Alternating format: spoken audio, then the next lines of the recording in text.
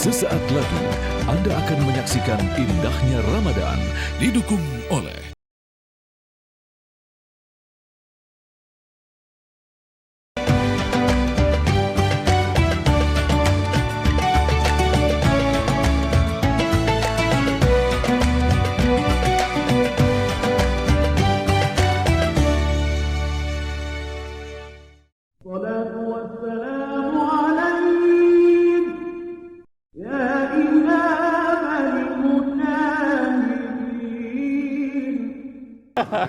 biasanya yang dipusingin gede jumlahnya tapi sedikit. Sampai pusing terus dihitung cuman berapa. Makanya takutnya ngurusin beginian nggak kelar-kelar malah jadi sakit lambung kita karena banyak pikiran. Jadi seharusnya gimana ngebaginya, Bos? Iya. Pusingnya kita bagi aja dulu pusingnya. Oke. Kalau dia terkait hukum ada Pak Nas. Kalau Kalau asuransi ada Bang Edi. Pak Edi. Ada Pak Juan. Iya, saya juga ada masalah juga kadang-kadang. Mau membawa masalah lagi. Nambah pusing lagi saya Wah, nanti. udah lama nggak dibagi-bagi gitu. Nah, gimana itu dia. hukumnya? Apakah memang langsung ketika orang tua kita meninggal dunia warisan langsung dibagi saat itu juga? Atau nunggu nanti keluarga sudah kumpul, sudah tenang semuanya? Gimana Ustadz? Ada seorang ulama. Kita kan dalam Islam kalau orang meninggal ini disunahkan untuk membimbing talqin. Talqin itu lafaz la ilaha illallah ke telinga kanan. La ilaha illallah. Supaya Saat akhir mau meninggal ya. Iya, talqin supaya akhir kalamnya sakratul maut la ilaha illallah. Jadi waktu itu belum ada lampu, masih pakai lilin. Begitu dia sudah la ilaha illallah meninggal, ulama yang bimbing ini meniup lilin itu. Dia hembus. Padam. Nah, yang keliling ini komplain. Gelap dong. Loh, kita lagi rame-rame perlu lampu kok dimatikan. Kata ulama yang niup ini, tadi waktu dia masih hidup, lilin ini punya dia. Sedetik setelah nyawanya keluar, lilin ini sudah berpindah ke ahli waris. Dan ahli waris belum izin lilin ini kita pakai. Saya sebagai ulama yang bertanggung jawab di sini, saya nggak siap untuk minta izin nanti di akhirat siapa pemilik lilin ini. Maka kita pelajaran dari sini bahwa sedetik setelah ruh keluar orang meninggal, maka dia nggak punya apa-apa lagi. Harta itu berpindah ke ahli waris. Makanya ini sebentar lagi kita imsak sholat subuh. Nggak ada dalam Al-Quran sholat subuh 2 rakaat nyaring, zuhur 4 rakaat nggak bunyi, isya 2 rakaat bunyi, 2 enggak, itu nggak ada. Penjelasannya cukup dalam hadis. Yang ada dalam Quran, wa aqimus shalah, alladzina yuqimunas shalah, mereka menegakkan sholat. Tapi tentang masalah warisan, 1/2, setengah, 1/4, 1/8, 1/6, laki-laki 2 kali bagian perempuan. Begitu detailnya dalam Al-Quran. Kenapa? Karena gara-gara warisan orang bunuh-bunuhan. Nah, itu dia. Termasuk ini nggak hampir bunuh-bunuhan, tapi paling nggak ini udah hilang selera makan sahur nih.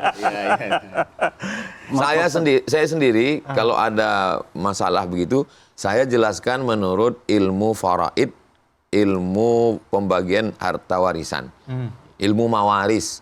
Saya bilang bagi suami 1/2 kalau nggak ada anak. Kalau istri meninggal, kalau ada anak dapat 1/4. Suami meninggal, istri dapat 1/4. Kalau ada anak 1/8.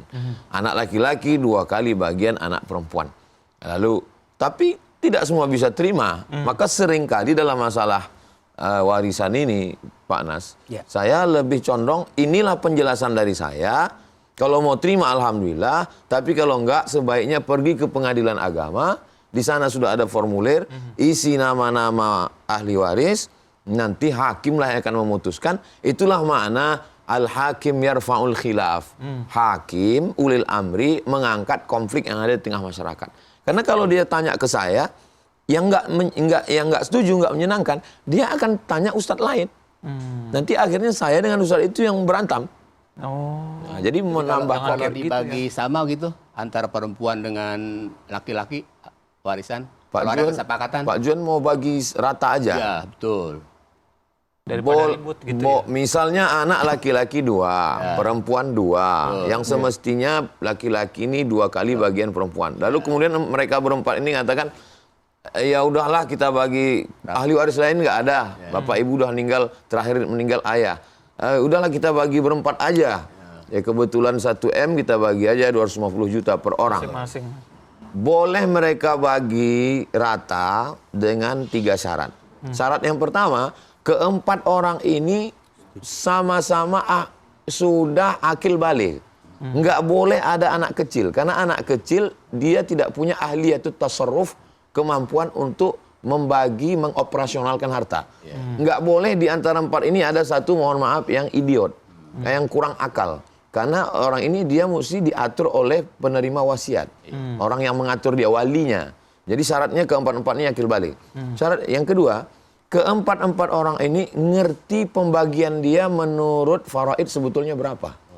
Nah, jadi jangan sampai ya udah kami setuju, ya dia nggak tahu menurut faraid berapa. Setelah dibagi rata sekian hari, ada ustadz ke rumah dia tanya, kalau 1M saya dapatnya berapa ya Pak Ustadz?